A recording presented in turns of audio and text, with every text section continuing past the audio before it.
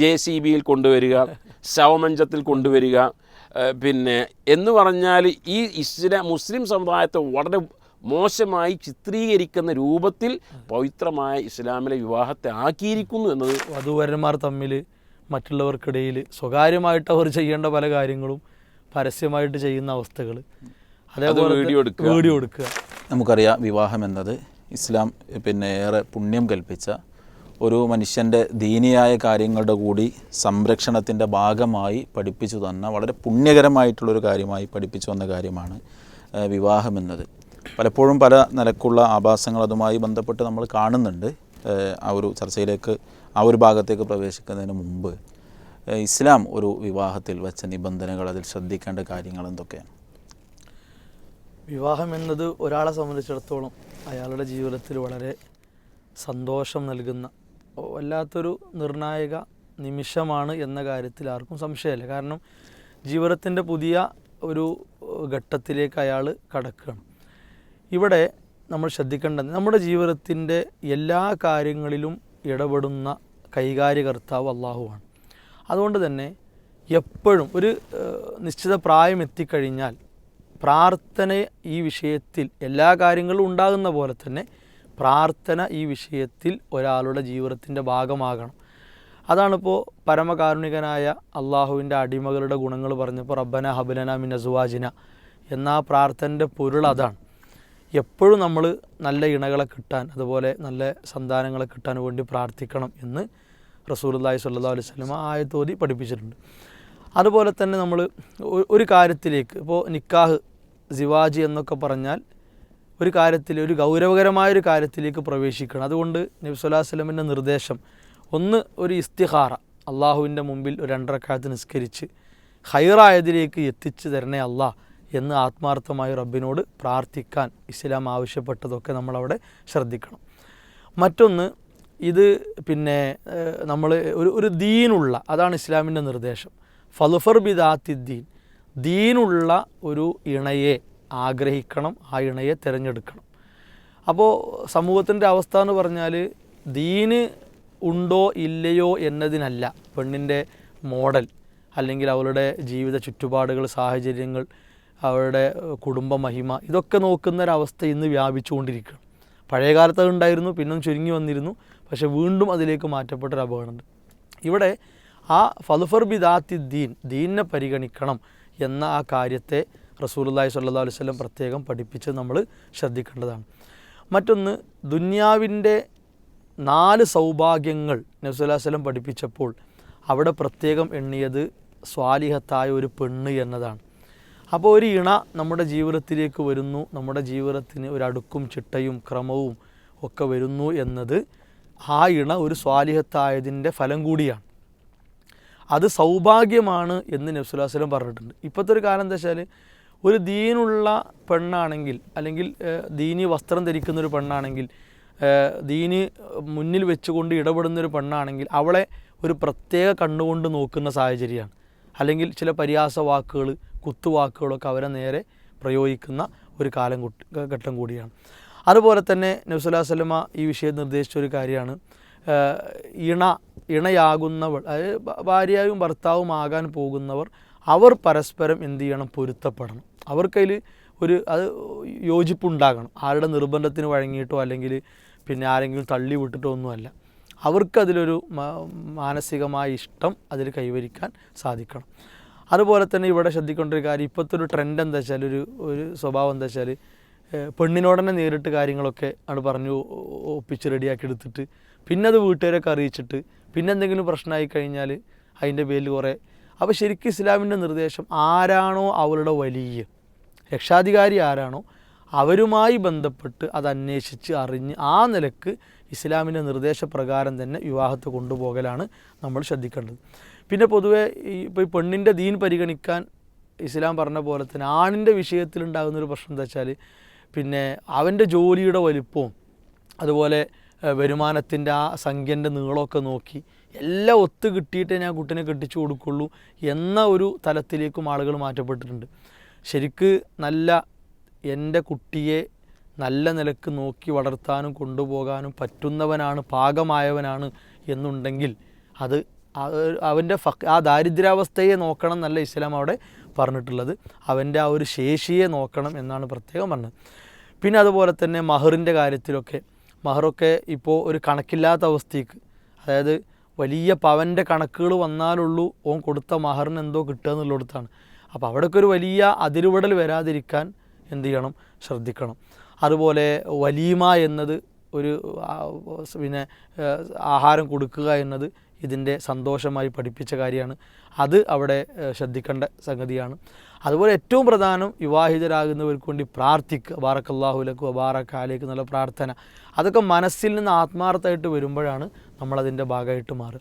പിന്നെ മറ്റൊന്ന്, ഇത്തരം ഘട്ടങ്ങളിലൊക്കെ തന്നെ ഇപ്പോൾ വല്ലദീന ലാ യഷ്ഹദൂന സൂറ, ഈ വേണ്ടാത്തരങ്ങൾക്ക് അല്ലെങ്കിൽ മ്ലേച്ഛതകൾക്ക് സാക്ഷികളാകാത്തവരാണ് പരമകാരുണികൻ്റെ അടിമകൾ എന്ന് പറഞ്ഞല്ലോ.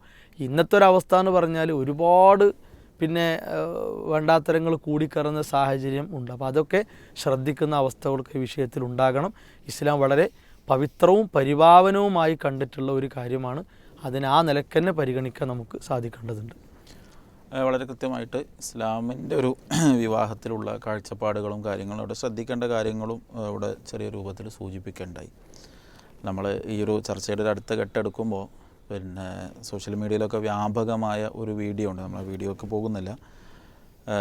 അത് സോഷ്യൽ മീഡിയയിൽ വ്യാപകമായി കാണുന്നത് കൊണ്ടും ഒരു പക്ഷേ ഈ ഇസ്ലാമിനെ വളരെ അടുത്തറിയാൻ അവസരം കിട്ടിയിട്ടില്ലാത്ത ആളുകളൊക്കെ ഇതൊരു ഇസ്ലാമിൻ്റെ മുഖമായി കാണുന്നൊരവസ്ഥ ഒരു ഭാഗത്ത്, മറുഭാഗത്ത് ഇതൊക്കെ ഒരു സലഫി ആദർശം കൊണ്ടുനടക്കുന്ന ആളുകളുടേതാണ് എന്ന് പറഞ്ഞ് ഈ ഒരു അവസരം ഉപയോഗപ്പെടുത്താൻ വേണ്ടി ശ്രമിക്കുന്ന ചില ആളുകൾ മറുഭാഗത്തൊക്കെ ഉള്ളതുകൊണ്ടും ഇത്തരം ചില കാര്യങ്ങൾ പ്രചരിച്ച് അത് വ്യാപകമാകുന്നത് കൊണ്ട് മാത്രമാണ് നമ്മളൊരു സാധനം ചർച്ചയ്ക്ക് എടുക്കുന്നത്. അത് ഇവിടെ മാത്രമല്ല, ഇപ്പോൾ നമ്മൾ പ്രൂഫ് പോയിൻറ്റിൽ പലതവണ ചർച്ചയ്ക്ക് വന്ന ഒരാളാണ് CH മുസ്തഫ എന്ന വ്യക്തി. അദ്ദേഹം പടച്ചുവിടുന്ന ഓരോ പിന്നെ പുതിയ പുതിയ ആശയങ്ങൾ നമ്മളിവിടെ ചർച്ചയ്ക്ക് വെച്ചതാണ്. അപ്പോൾ അദ്ദേഹത്തിൻ്റെ നേതൃത്വത്തിൽ ഒരു സ്ഥലത്ത് ഇതുപോലെ പിന്നെ ഒരു നിക്കാഹിൻ്റെ രൂപം നടക്കണ്ടായി. ഈ അടുത്ത് ഇപ്പോൾ വളരെ അടുത്ത് അതേ രൂപത്തിൽ ഒരു പിന്നെ പെൺകുട്ടിയെയും ആൺകുട്ടിയെയൊക്കെ ഇരുത്തിയിട്ട് അവിടെ നിന്ന് ശരിക്കൊക്കെ മറ്റു മതസ്ഥരിൽ നമ്മൾ ചിലപ്പോൾ കാണാറുള്ള കാര്യത്തെ പോലെ നിനക്ക് സമ്മതമാണോ എന്ന് രണ്ടാളോടും ചോദിച്ച് സമ്മതമാണെന്നൊക്കെ പറയിപ്പിക്കുന്ന ഒരു രീതി ശരിക്ക് അവിടെ അല്ലല്ലോ അതൊന്നും നടക്കേണ്ടത്. അങ്ങോട്ടും ഇങ്ങോട്ടും സമ്മതമാണെന്നുള്ള ചോദ്യമൊന്നും ഒരു നിക്കാഹിൻ്റെ വേദിയിൽ നടക്കേണ്ട ഒരു കാര്യമല്ലല്ലോ.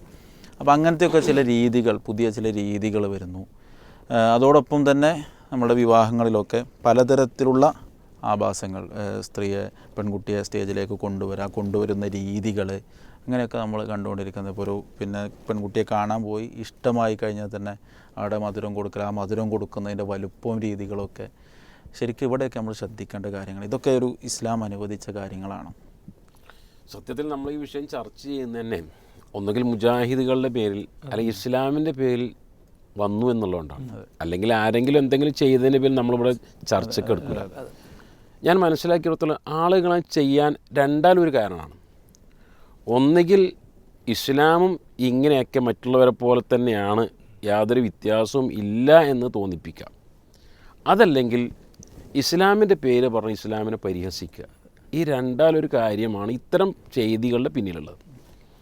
സത്യത്തിൽ ഇസ്ലാമിലെ വിവാഹം നമ്മളൊന്ന് പഠിച്ചു നോക്കുകയാണെങ്കിൽ വല്ലാത്തൊരു അത്ഭുതമാണ്.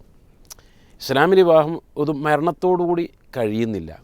റബ്ബന വഅദ്ഖിൽഹും ഫീ ജന്നാത്തി അദില്ലത്തി വഅദതും. മലക്കുകൾ പ്രാർത്ഥിക്കണം, റബ്ബേ ഇവരെയും ഇവരുടെ നല്ലവരായ ഇണകളെയും മാതാപിതാക്കളെയും സന്താനങ്ങളെയും എല്ലാവരെയും സ്വർഗത്തിൽ പ്രവേശിപ്പിക്കണം.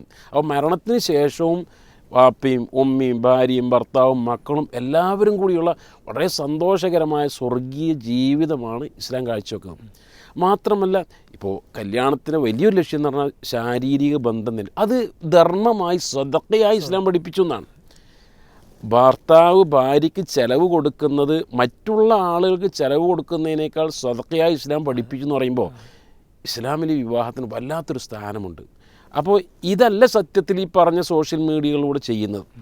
ഇനി നോക്ക് നിങ്ങൾ, ഇസ്ലാമിലിപ്പോൾ ഒരു വിവാഹം നടക്കുക, ഇസ്ലാമിലെ വിവാഹം വളരെ ലളിതമാണ്. ഏതാനും ചില ഘടകങ്ങൾ ഉണ്ടായാൽ മതി.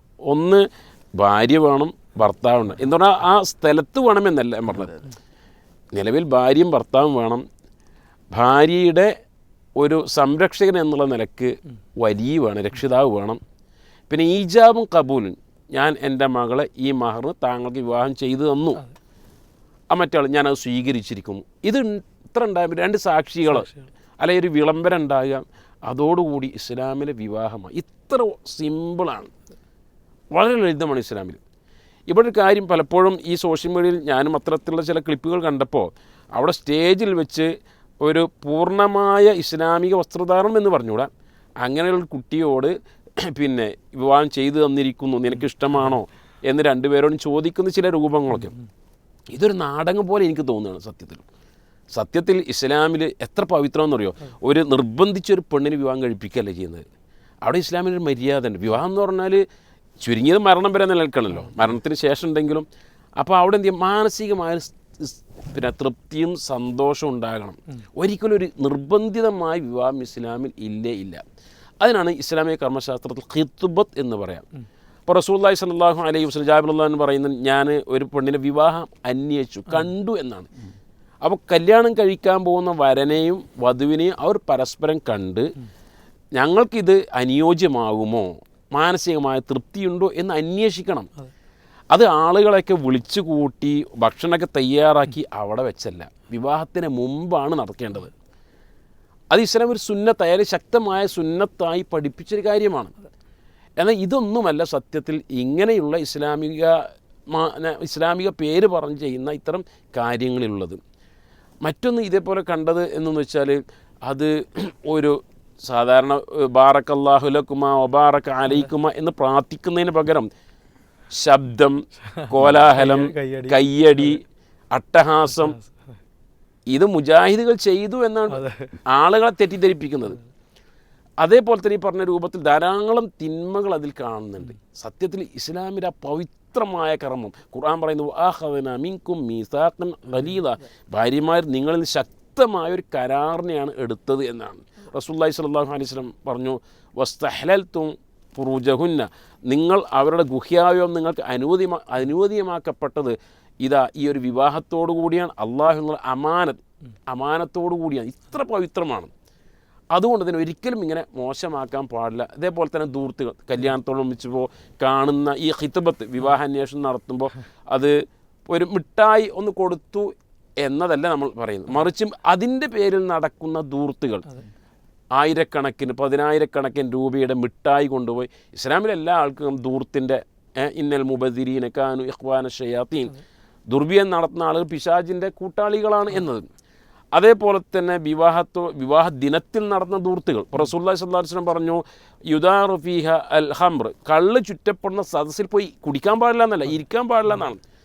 മിക്ക കല്യാണങ്ങളും കല്യാണ തലേന്ന് നടക്കുന്ന ആഭാസങ്ങൾ, കോപ്രായങ്ങൾ, പല മൈലാഞ്ചിയുടെയും പേരുകൾ ദിവസങ്ങളോളം നീണ്ടു നിൽക്കുന്ന ദൂർത്തുകൾ, ഇതൊക്കെ ഇസ്ലാമിൻ്റെ പേരിലാണ് മറ്റുള്ള ആളുകൾ കാണുന്നത്. അതേപോലെ സൽക്കാരങ്ങളുടെ പേരിൽ ഇപ്പോൾ ഇല്ലാത്തവൻ പോലും കാശ് കടം വാങ്ങിയോ പലിശക്കെടുത്തോ ദൂർത്ത് കാണിക്കുന്ന സമ്പ്രദായങ്ങൾ. ഇനി നോക്ക്, നിങ്ങൾ വരൻ വരുമ്പോൾ ജീവിതത്തിൽ വലിയൊരു മുഹൂർത്തമാണ്. JCBയിൽ കൊണ്ടുവരിക, ശവമഞ്ചത്തിൽ കൊണ്ടുവരിക, പിന്നെ എന്ന് പറഞ്ഞാൽ ഈ മുസ്ലിം സമുദായത്തെ വളരെ മോശമായി ചിത്രീകരിക്കുന്ന രൂപത്തിൽ പവിത്രമായ ഇസ്ലാമിലെ വിവാഹത്തെ ആക്കിയിരിക്കുന്നു എന്നത് വളരെ പിന്നെ ദുഃഖകരമായൊരു കാര്യമാണ് എന്നാണ് വിഷയത്തിൽ സൂചിപ്പിക്കാനുള്ളത്. തുടക്കത്തിൽ ആ പറഞ്ഞ 2 കാരണങ്ങൾ, ഇപ്പോൾ ഈ ഒന്ന് ഇത് ഇസ്ലാമിനെ മോശമാക്കുക എന്നുള്ളത്, ഇപ്പോൾ ഒന്ന് CH മുസ്തഫയാണ് പോലുള്ള ആളുകൾ അതിൻ്റെ പിന്നിലുള്ളത്. അയാളെ സംബന്ധിച്ചിടത്തോളം ആൾക്ക് ഇസ്ലാമല്ല പ്രധാനം, ഒന്ന്. 2, ഇപ്പോൾ നമ്മൾ ലൈവിൽ നിലവിൽ നടന്നതെന്ന് പറഞ്ഞാൽ കേരളത്തിൽ ഷിയായിസത്തിന് വേണ്ടി ഒരുപാട് പണിയെടുക്കുന്ന ആളാണ്. ഒരുപാട് തെളിവുകൾ ആ വിഷയത്തിലുണ്ട്. അപ്പോൾ അതാണ്, ഒന്നുകിൽ ഇസ്ലാമിനെ പരിഹസിക്കുക, അല്ലെങ്കിൽ ഇസ്ലാമിനെ തന്നെ പിന്നെ പരകോലത്തിലേക്ക് കൊണ്ടുപോകാൻ പറ്റുമെന്നുള്ള രൂപം കൊടുക്കുക. ഇനി മാത്രമല്ല, ഇപ്പോൾ ഇതിൻ്റെയൊക്കെ പേരിൽ ഈ പിന്നെ വധൂവരന്മാർ തമ്മിൽ മറ്റുള്ളവർക്കിടയിൽ സ്വകാര്യമായിട്ട് അവർ ചെയ്യേണ്ട പല കാര്യങ്ങളും പരസ്യമായിട്ട് ചെയ്യുന്ന അവസ്ഥകൾ, അതേപോലെ വീഡിയോ എടുക്കുക. അതേപോലെ അവളെ ഇപ്പോഴത്തെ ഒരു അപകടകരമായ രംഗം വെച്ചാൽ, ഇവൻ്റെ കൂട്ടുകാരൻ പെൺവേഷത്തിൽ വരിക, പർദ്ദയൊക്കെ ഇട്ടിട്ട് മുഖം മറച്ച് വരിക, എന്നിട്ട് ഇവനെ ഈ വരനായവനെ കെട്ടിപ്പിടിച്ച് ഉമ്മയൊക്കെ വെക്കുക. അപ്പോൾ ഇവൾ കരയുക. അത് ഭയങ്കരമായൊരു കബളിപ്പിക്കൽ, അല്ലെങ്കിൽ ഒരു ഷോക്ക് ഉണ്ടാക്കുന്ന രൂപത്തിലുള്ള പ്രവർത്തനങ്ങളൊക്കെ വ്യാപകമായിട്ട് നടക്കുക. അതുപോലെ ആട്ടവും ഡാൻസും പാട്ടും ഒക്കെ ആയിട്ട് അങ്ങനെയുള്ള ഇങ്ങനെ ഒരുപാട് പിന്നെ സംസ്കാരപരമായി നമുക്ക് ഉൾക്കൊള്ളാൻ പറ്റാത്ത ഒരുപാട് കാര്യങ്ങൾ നിറഞ്ഞൊരവസ്ഥ കൂടി ഇവിടെ ഒരു കാര്യം പ്രത്യേകം സത്യത്തിൽ ഒരു നിക്കാഹ് ഇപ്പോൾ രജിസ്ട്രേഷൻ ഒക്കെ ഇപ്പോൾ ഗവൺമെൻറ് തലത്ത് ആവശ്യമായ ഒരു കാര്യമാണല്ലോ. അപ്പോൾ സത്യത്തിൽ മഹല്ലുകൾ കേന്ദ്രീകരിച്ചാണ് പലപ്പോഴും വിവാഹം കാര്യങ്ങളൊക്കെ നടക്കുക. അതുകൊണ്ട് ഏത് വിഭാഗം മുസ്ലിം സംഘടനകളാകട്ടെ അവർ മഹല്ലടിസ്ഥാനത്തിൽ എല്ലാവരും ഇതിന് ഒരിക്കലും അംഗീകരിക്കുന്നില്ല. മഹല്ലടിസ്ഥാനത്തിൽ എല്ലാ ആളുകളും ശക്തമായി എതിർക്കേണ്ടതും ഏതെല്ലാം രൂപത്തിൽ എതിർക്കാൻ പറ്റുമോ അതൊക്കെ അവർ ചെയ്യേണ്ടതാണ് എന്നുകൂടെ നമ്മൾ ആളുകളോട് പറയേണ്ട ഒരു ഈ കോപ്രായങ്ങളൊക്കെ അവസാനത് സമാപിക്കലെവിടെയെന്ന് വെച്ചാൽ ശരിക്ക് പിന്നെ രണ്ട് വലിയ കണ്ണികൾ, രണ്ട് കുടുംബങ്ങളിലുള്ള വലിയ കണ്ണികൾ ഈ ഒരു നിക്കാഹോടുകൂടി ഒന്ന് ചേർന്ന് വലിയൊരു കുടുംബമാവുകയാണല്ലോ. ശരിക്ക് ഈ കോപ്രായങ്ങളുടെയൊക്കെ അവസാനത്തിൽ പലപ്പോഴും സംഭവിക്കണം എന്താ വെച്ചാൽ എല്ലാ കണ്ണിയും മുറിയാണ്. പരസ്പരം ഇവിടെ കുറച്ച് മുതിർന്ന ആളുകൾ അല്ലെങ്കിൽ ഇതൊക്കെ ഒരു കോപ്രായമാണ് എന്ന് തിരിച്ചറിഞ്ഞ ആൾ, നമ്മളിപ്പോൾ ഈ നടന്ന ഇതിൻ്റെ അല്ല പറയണം, പൊതുവിൽ പിന്നെ കോപ്രായമാണ് തിരിച്ചറിഞ്ഞ ആളുകളൊക്കെ സ്വാഭാവികമായിട്ടും എന്ത് ചെയ്യും, ഇത് ചെയ്യാൻ പാടില്ല എന്ന് പറയും. ഇതിനെ അനുകൂലിക്കുന്ന കുറച്ച് ആളുകളുണ്ട്. ഇവർ തമ്മിലുള്ള കലഹവും പിന്നെ അവിടെ ഭക്ഷണം കഴിക്കണോടത്ത് വരെ അടിയും കച്ചറയൊക്കെ ആയിട്ട് അത് പിന്നെ കേസായി പ്രശ്നമായി. റോഡിൽ ഇപ്പോൾ കണ്ണൂർ ഭാഗത്ത് നടന്ന ഒരു കല്യാണത്തിൻ്റെ നമ്മൾ ശക്തമായി പലരും അതിൽ പ്രതികരിക്കുകയും പിന്നെ നമ്മൾ ശരിക്ക് ആ വിഷയത്തിൽ കണ്ണൂർ തന്നെ കേന്ദ്രീകരിച്ചൊരു പ്രോഗ്രാമൊക്കെ നടന്നിട്ടുണ്ട്. അപ്പോൾ അവിടെ ശരിക്കും എന്താ സംഭവിച്ചത്, നമുക്ക് പിന്നെ ഒരു മണിക്കൂറുകൾ റോഡ് ബ്ലോക്ക് ആവുക.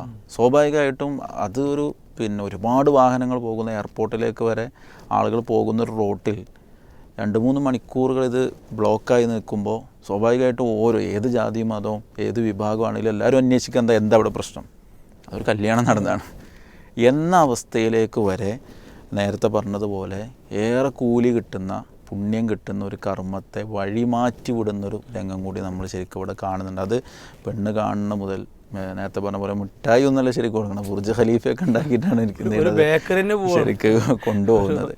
അങ്ങനത്തെ അവസ്ഥകൾ ശരിക്ക് സമൂഹം തിരിച്ചറിയേണ്ടത്. നേരത്തെ സ്വാദിഖ് മദീനി പറഞ്ഞതുപോലെ ഓരോ വിഭാഗവും തങ്ങളുടെ അനുയായികളെ ആ വിഷയത്തിൽ ഉത്ബോധിപ്പിക്കേണ്ടതുണ്ട് എന്നതുകൂടി ഇതിനോട് ചേർത്ത് വെക്കുക. മക്കളുടെ വളർച്ചക്കനുസരിച്ച് മാതാപിതാക്കൾ ഇടപെടണം. ശരിക്കും എന്താ വെച്ചാൽ പെൺകുട്ടിയുടെ പ്രായവും ആൺകുട്ടിയുടെ പ്രായവും ഒക്കെ ഒരുപാട് ഒരു വൈവാഹിക ജീവിതത്തിൻ്റെ അപ്പുറത്തേക്ക് തന്നെ മറികടക്കുന്ന അവസ്ഥ ഇപ്പം ഉണ്ട്. അപ്പോൾ അതൊക്കെ രക്ഷിതാക്കളെ മക്കളെ വളർത്തുന്നതിൽ എന്ത് ചെയ്യണം, ഒരു ശ്രദ്ധ അവിടെ ഉണ്ടാകണം. അവിടെ പൊതുവെ തരാം. ഇപ്പോൾ ഈ പെൺകുട്ടികളുടെ കാര്യത്തിൽ പലപ്പോഴും പറയാറുള്ളത് പഠിക്കണം. അതൊരു പഠനം എന്നതിന് വിവാഹവും കുടുംബജീവിതവും തടസ്സമാണ് എന്ന ഒരു തെറ്റായ സന്ദേശം സമൂഹത്തിൽ ഉണ്ടാക്കി കൊടുക്കുക. എന്നിട്ട് പഠിക്കുകയാണ്. ഏതുവരെയാണ് പഠനം? ഒരു മനുഷ്യൻ്റെ പഠനം എന്ന് പറഞ്ഞാൽ നമുക്കറിയാം എത്ര കാലവും പഠിക്കാനുണ്ട്. അപ്പോൾ ഇത് എപ്പോഴാണ് അതിൻ്റെ ഒരു അതിർത്തി നമുക്ക് നിശ്ചയിക്കാൻ പറ്റുന്ന സാധനം.